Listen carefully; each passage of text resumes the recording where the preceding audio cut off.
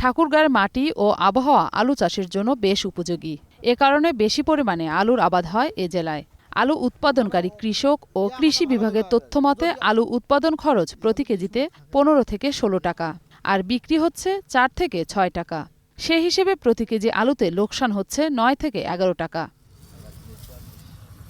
দাম না থাকায় আলু এখন গরুর খাবার হিসেবে ব্যবহার করা হচ্ছে। বিশেষ করে যারা ধার করে আলু চাষ করেছেন তারা বেশ চিন্তিত। গত বছর অনেকেই হিমাগারে আলু মজুত করলেও পরে আলুর দাম না থাকার কারণে হিমাগারে রয়েছে। ফলে হাজার হাজার বিঘা আলু নিয়ে মহা বিপদে পড়েছেন কৃষকরা। গত বছর আলু চাষ হয়েছিল 34,000 হেক্টর জমিতে, এবার চাষ হয়েছে প্রায় 30,000 হেক্টর জমিতে।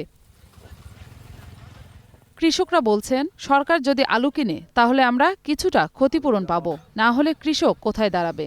প্রতিবারে যদি আমরা লস খাই তাহলে আমরা কৃষিতে কিভাবে দাঁড়ায় থাকবো। উৎপাদন খরচ 1 কেজি আলুতে 15-16 টাকা খরচা পড়ে। বিক্রি হচ্ছে গেনেলা আলু 4 টাকা, স্টিক হচ্ছে 6 টাকা। গতবারকার ধার দেনা ফের এবারের ধার দেনা, মানে আমরা খুব অসহায় হয়ে গেছি। কৃষি সম্প্রসারণ অধিদপ্তরের কর্মকর্তা বলেন, আলু অতিরিক্ত যেটা উৎপাদন হচ্ছে এটাকে ব্যবহারের পর্যায়ে নিয়ে যেতে হবে।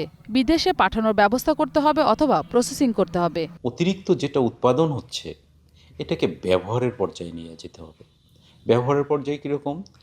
ধরেন আপনি এক্সপোর্ট করেন, বিদেশে পাঠান, সেই ব্যবস্থাটা করতে হবে, অথবা আপনি এটাকে প্রসেসিং করেন। ক্ষতিগ্রস্ত চাষিদের জন্য সরকার দ্রুত ব্যবস্থা নেবেন এমনটাই মনে করছেন স্থানীয় আলু চাষিরা। মৌসুমী মো, গ্রিন নিউজ ডেস্ক।